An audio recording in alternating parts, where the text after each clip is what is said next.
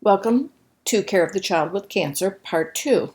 This set of slides is going to address the treatment modalities used for children with cancer. We'll start out with the surgical management. Although there are many tumors or types of cancer that don't require any type of surgery other than to place a central line for treatment. Children who need surgery specifically for the cancer may undergo multiple operations. The first one will encompass biopsying, diagnosing, and staging the tumor. Depending on how much the tumor may have spread to other areas, they may only be able to get this far with the initial surgery. This will be followed by either radiation or chemotherapy or both to shrink the size of the tumor, and then they'll go back to the OR for complete resection. On the other hand, a tumor may be so large that they want to debulk it or remove it away from surrounding tissue, and they may end up taking that tissue, and in doing so, it makes the likelihood of chemotherapy or radiation therapy being successful. It gives it better odds to do the debulking. Similar to adults, we can have an external or an implanted central venous access device. So if we have a tunneled central catheter, that's going to be your Broviac or Hickman, and they can have single lumen, double lumen, or triple lumen. What's good about these type of devices is we can infuse a lot of different medications, blood products, anesthetics, etc., all through the one line. Whereas when you have an implanted portacath, if you only have a single lumen, it makes that a little more difficult. Sometimes they'll put in a double port portacath. The benefit of the portacath is that when we're not accessing it, it is completely underneath the skin, and so the chances of infection is much less than one where we have the tubing hanging outside of an extremity or outside of a chest wall. The downside of using a tunneled catheter is that they increase the risk of an infection. It's harder to hide for the kids. They can't do activities like swimming, going in a jacuzzi, that type of thing. And they need to be secured to the skin, and there are going to be some patients who have sensitivity to whatever type of adhesive we're using to keep it against the skin, Opsite, Transderm, or even a Band-Aid. Another thing that is kept in mind on the decision making is what is the age and size of the child. So a portacath is usually not for infants or very, very small children. It does require accessing it with the Huber needle, and that can be very frightening to a child when you're coming at them and you tell them they can't move, but they see this needle that's going to come at their chest. But we do use a numbing agent. The EMLA cream is put on it a good 30 to 45 minutes, even an hour prior to accessing the port. And then all they feel is pressure. They're not going to feel the point of the needle. So here is a picture of a double lumen Hickman. What I like about this is that it does have the clamps also, so we can clamp them off. And you can see in the picture on the left where it is inserted into the vessel and where the tip of the catheter goes. It's also showing you the various places where it can be inserted. So we can put it in the neck, we can put it in the arm, or we can put it in the chest.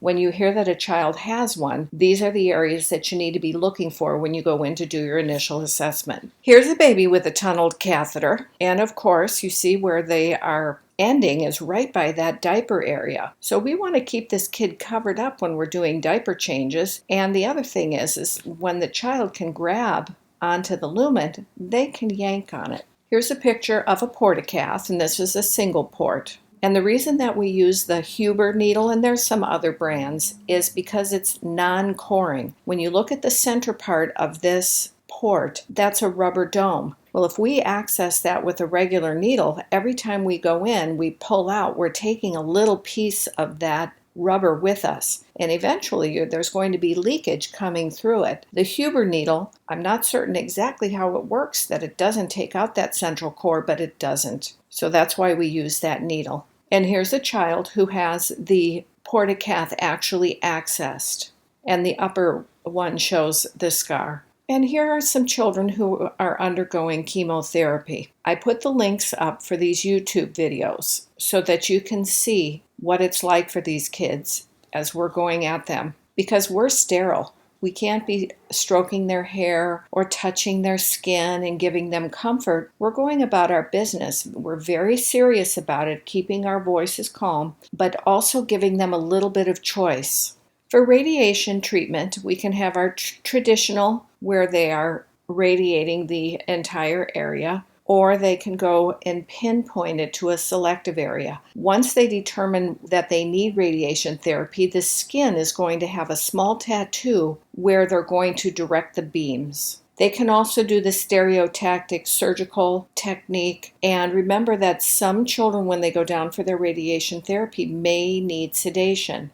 And if we're doing conscious sedation, you're going to end up going with them because they need to have a nurse in the room being able to monitor the child. We don't anticipate the side effects of radiation to show up for about 7 to 10 days. And part of our teaching plan with radiation is the skin care because it literally burns the skin. It hurts, it stings, and we need to have them stay away from sun because that will promote further damage to the skin. Our other modality is the chemotherapy, and the purpose of it is initially to get this child to go into remission, and then we do an intensification of it, and we call that consolidation, and then the last phase is the maintenance phase. So this is going over many, many months, and depending on the cancer, it might be years. And remember, some of these cancers, they will start with surgery, then they have radiation, and then they have chemotherapy. It's hard enough to think of an adult going through it, but when a child goes through it, it's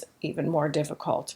Remember that when we put a child into remission with chemotherapy, we're not curing it yet. We want to get them into the maintenance phase where we're continuing to give them the medications so that they will have long-term remission and eventual cure. The physicians enter these children into a database that's nationwide, and depending what the cell type is of their cancers, the child will be put on a protocol for chemotherapy, radiation therapy, if radiation is indicated. But for the chemotherapy, this protocol, we call it a roadmap, and it will tell us exactly what drugs, and we give many different types of drugs because there's usually not one single agent that can get all of the cancer cells. So we're giving a variety of medications week by week by week until they completely finish the protocol. When chemotherapy drugs are being used, they're going to have this type of symbol. It doesn't have to be an orange label. It might be a green label. It might be a yellow label. But when you see those symbols, make sure that when you're reaching into a refrigerator to get medications out, that you're getting the right drug. Children have to have recurring blood draws, which is another benefit of having a central line, so we don't have to do a peripheral line stick. Some cancers don't respond to chemo, radiation, or surgery, in which case they might be a candidate for having a transplant. And transplants are good for leukemia, lymphoma, brain tumors, and neuroblastoma. The bone marrow can be an allogenic transplant, meaning that one of the family members or someone that's very close to the family is donating, versus an autologous where we will aspirate the child's bone marrow, put it aside, have the child go through chemo and radiation, and or wipe out their bone marrow completely and then give them back their initial bone marrow. And then stem cell, there's more and more research that's being done on that. And then as you're going to learn in OB, we have newborn umbilical cord blood harvesting. And we basically are doing this in case a child is going to need it in their lifetime. So here is a picture of the different types of transplants that are available. And you can see here where we are going to take the bone marrow from the healthy donor, put it in a bag very similar to a blood product bag, and then we're going to administer it to the recipient as if it was a typical blood transfusion. And this transfusion of bone marrow ends up repopulating the bone marrow of our child. And this ends part 2.